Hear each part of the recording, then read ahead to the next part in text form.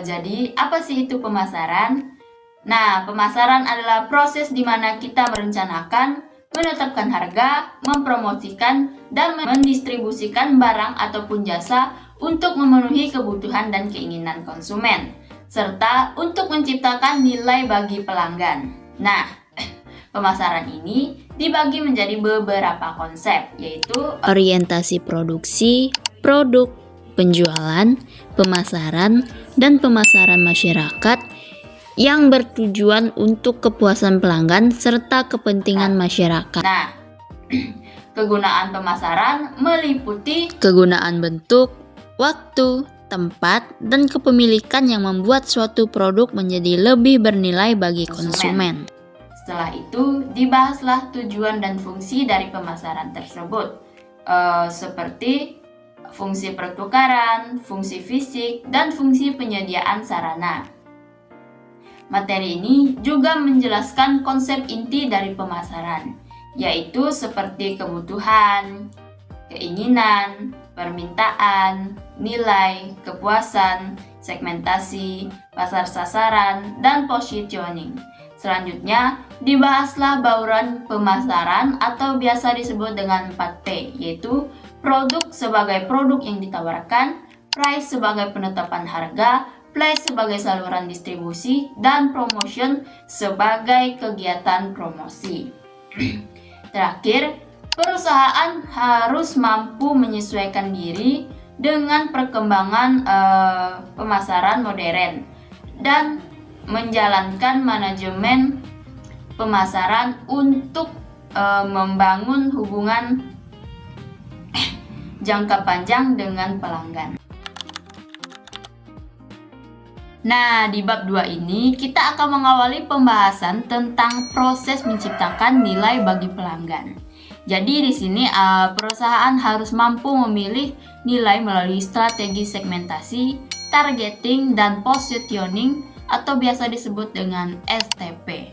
Kemudian menyediakan nilai dengan merancang produk yang sesuai dengan kebutuhan pelanggan dan mengkomunikasikan nilai melalui kegiatan pemasaran. Selanjutnya, dijelaskan juga tentang pentingnya kompetensi inti, yaitu kemampuan khusus yang menjadi keunggulan perusahaan dibandingkan dengan pesaing. Nah, materi ini juga membahas tentang pemasaran holistik yang terdiri dari eksplorasi nilai, penciptaan nilai, dan penghantaran nilai kepada pelanggan. Nah, yang terakhir dibahas juga tentang perencanaan pemasaran, yaitu rencana strategis yang menentukan tujuan dan pasar sasaran, serta rencana taktis yang mengatur produk, harga, promosi, distribusi, dan pelayanan. Selain itu, perusahaan dapat menggunakan matriks BCG untuk menentukan strategi berdasarkan posisi setiap unit bisnis. Dengan perencanaan yang baik, perusahaan dapat mencapai tujuan pemasaran yang lebih efektif. Di bab 3 ini menjelaskan bahwa informasi itu sangat penting untuk pengambilan keputusan pemasaran. Makanya, perusahaan harus menggunakan sistem informasi pemasaran atau marketing information system untuk mengumpulkan, mengolah, menganalisis, dan menyampaikan informasi yang dibutuhkan. Nah, informasi ini dapat diperoleh dari catatan internal perusahaan, pelanggan, tenaga penjualan, distributor, lembaga pemerintah, maupun sumber informasi lainnya. Selain mengumpulkan informasi, perusahaan juga harus memindai lingkungan pemasaran dengan memahami perbedaan fad, tren, dan megatrend. Selanjutnya, dibahaslah lingkungan makro yang mempengaruhi pemasaran, yaitu lingkungan demografis, ekonomis, sosial budaya, alam, teknologi, serta politik dan hukum. Dengan memahami lingkungan tersebut, perusahaan dapat melihat peluang, mengantisipasi ancaman, dan menyusun strategi pemasaran yang tepat. Nah, di bab 4 ini menjelaskan bahwa riset pemasaran dilakukan untuk memperoleh informasi yang akurat mengenai konsumen, pesaing, dan kondisi pasar. Nah, sehingga perusahaan dapat mengambil keputusan yang tepat. Tahapan riset ini dimulai dari merumuskan masalah, menyusun tujuannya, membuat rencana riset, mengumpulkan data, menganalisis data, hingga menyusun laporan hasil penelitiannya. Nah, dalam pelaksanaannya terdapat beberapa metode, yaitu observasi, focus group discussion, survei, analisis data perilaku, dan eksperimen. Nah, selain itu, perusahaan juga perlu menentukan instrumen penelitian, rencana pengambilan sampel, serta metode menghubungi responden. Hasil riset ini digunakan untuk memperkirakan permintaan pasar sehingga perusahaan dapat menyusun strategi pemasaran yang lebih efektif dan tepat. Nah, di bab 5 ini menjelaskan bahwa pelanggan merupakan aset yang sangat penting bagi perusahaan. Makanya, perusahaan harus mampu menciptakan nilai pelanggan, yaitu manfaat yang diperoleh pelanggan dibandingkan dengan biaya yang mereka keluarkan. Yang selanjutnya tentang kepuasan pelanggan, yaitu keadaan ketika kinerja produk sesuai atau melebihi harapan si pelanggan. Nah, kepuasan yang tinggi akan mendorong terbentuknya loyalitas pelanggan sehingga pelanggan tetap melakukan pembelian dan merekomendasikan produk yang kita jual kepada orang lain. Nah, materi ini juga menjelaskan tentang pentingnya Customer Relationship Management atau CRM, yaitu strategi membangun hubungan jangka panjang dengan si pelanggan melalui pelayanan yang baik, komunikasi yang efektif, serta pemanfaatan database pelanggan. Nah, dengan menciptakan nilai, kepuasan, dan loyalitas, perusahaan dapat meningkatkan keuntungan sekaligus mempertahankan pelanggan dalam jangka panjang. Nah, di materi bab 6 ini menjelaskan bahwa perusahaan harus memahami perilaku konsumen agar dapat memenuhi kebutuhan dan keinginan pelanggan dengan tepat. Nah, perilaku konsumen adalah proses ketika seseorang memilih, membeli, menggunakan, dan mengevaluasi suatu produk atau jasa yang mereka beli. Nah, selanjutnya dijelaskan juga bahwa perilaku konsumen dipengaruhi oleh 4 faktor, yaitu faktor budaya, sosial, pribadi, dan psikologis. Nah, faktor psikologis meliputi motivasi, persepsi, pembelajaran, dan memori yang mempengaruhi keputusan pembelian. Terakhir, materi membahas proses keputusan pembelian konsumen yang dimulai dari mengenali kebutuhan, mencari informasi, mengevaluasi alternatif, melakukan pembelian, hingga perilaku setelah pembelian. Dengan memahami proses tersebut, perusahaan dapat menyusun strategi pemasaran yang lebih efektif dan meningkatkan kepuasan si pelanggan.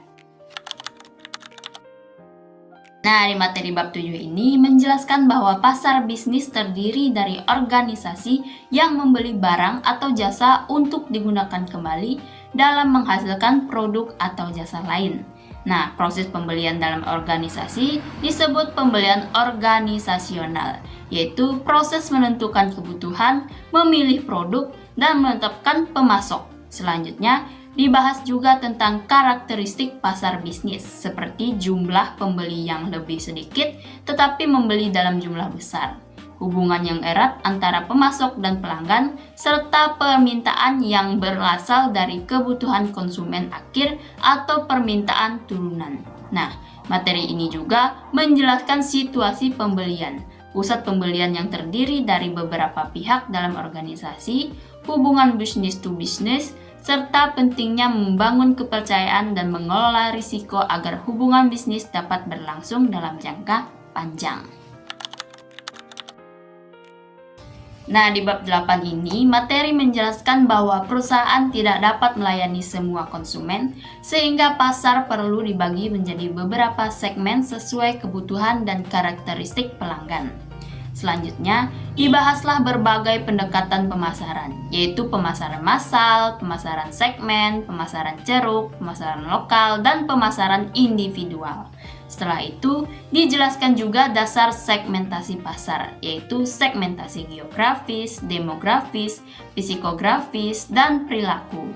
Nah, tahap berikutnya adalah menentukan target pasar, yaitu memilih segmen yang paling potensial. Segmen yang dipilih harus memenuhi kriteria terukur, substansial, dapat diakses, dapat dibedakan, dan dapat ditindaklanjuti. Dengan segmentasi dan penentuan target yang tepat, perusahaan dapat menjalankan pemasaran secara lebih efektif. Nah, di materi bab 9 ini menjelaskan pentingnya merek sebagai identitas yang membedakan suatu produk dari produk pesaing. Nah, merek yang kuat dapat meningkatkan kepercayaan dan loyalitas si pelanggan. Nah, selanjutnya dibahaslah tentang ekuitas merek, yaitu nilai tambah yang dimiliki suatu merek sehingga mempengaruhi cara konsumen berpikir, merasakan, dan bertindak terhadap produk. Untuk membangun ekuitas merek, perusahaan harus memilih elemen merek yang tepat, seperti nama, logo, slogan, dan desain. Nah, materi juga menjelaskan pengelolaan ekuitas merek, strategi penetapan merek, perluasan merek atau brand extension, serta pengelolaan portofolio merek. Dengan membangun ekuitas merek yang kuat, perusahaan dapat meningkatkan daya saing dan menciptakan hubungan jangka panjang dengan si pelanggan. Nah, di materi bab 10 ini kita awali dengan konsep STP, yaitu segmentasi, targeting, dan positioning. Nah, setelah menentukan segmen dan target pasar, perusahaan harus membentuk positioning, yaitu menempatkan citra dan keunggulan merek di dalam pikiran konsumen tersebut. Nah, selanjutnya dibahaslah strategi membangun positioning melalui keanggotaan kategori, yaitu menunjukkan produk berada dalam kategori apa. Setelah itu, perusahaan menentukan point of difference, yaitu keunggulan yang membedakan merek dari pesaing, dan point of parity, yaitu kesamaan yang harus dimiliki agar dapat bersaing dalam kategori yang sama. Nah, materi juga menjelaskan bahwa strategi diferensiasi untuk menciptakan keunggulan kompetitif serta siklus hidup produk yang terdiri dari tahap perkenalan, pertumbuhan, kedewasaan, dan penurunan. Dengan positioning yang tepat, perusahaan dapat meningkatkan daya saing dan memperkuat citra mereknya. Ini menjelaskan bahwa perusahaan harus memahami pesaing agar dapat menyusun strategi pemasaran yang tepat. Nah, langkah pertama adalah mengidentifikasi pesaing baik dari sudut pandang industri maupun pasar. Nah, selanjutnya perusahaan perlu menganalisis pesaing seperti strategi, tujuan, kekuatan, kelemahan, serta pangsa pasar mereka. Nah, setelah itu, perusahaan menentukan pesaing mana yang akan dihadapi sesuai kondisi bisnis. Nah, materi ini juga membahas 4 strategi persaingan, yaitu strategi pemimpin pasar yang mempertahankan posisinya, strategi penantang pasar yang menyerang pesaing, strategi pengikut pasar yang mengikuti pemimpin tanpa bersaing, dan strategi penceruk pasar yang fokus pada segmen pasar yang lebih kecil tetapi menguntungkan. Dengan memahami persaingan, perusahaan dapat memilih strategi yang paling efektif untuk memenangkan pasar. Kita menjelaskan bahwa produk merupakan unsur utama dalam pemasaran karena menjadi alat untuk memenuhi kebutuhan dan keinginan si konsumen. Produk dapat berupa barang, jasa, pengalaman, orang, tempat, organisasi, maupun ide. Nah, selanjutnya dibahas klasifikasi produk, baik barang konsumen maupun barang industri. Nah, agar mampu bersaing, perusahaan perlu melakukan diferensiasi produk melalui kualitas, fitur, desain, maupun pelayanan.